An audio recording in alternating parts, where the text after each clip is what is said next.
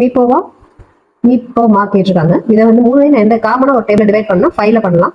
அப்போ என்ன வரும் எனக்கு 1 8 8 5 40 வரும். இங்கே 3 0 இங்கே 4 5 4. திருப்பி இதை எதில் பண்ணலாம் 3 டேபிளில் பண்ணுறேன். 9 3 6 3 18 0 1 5 3 15. இப்போ ரெண்டுக்கு என்ன டிஃபரன்ஸ்னா HCF வந்து அதாவது GCD இதுக்கு மேல பண்ண முடியாது. ஏன்னா இது காமனா எந்த டேபிளுமே டிவைட் ஆகாது. அப்ப காமனா டிவைட் ஆகிற நம்பர்ஸ் மட்டும் தான் என்னது GCD. அப்ப GCD நீங்க எழுதிடலாம் ஆட்டோமேட்டிக்கா. GCD வந்து 15 into 3 5 into 3 15.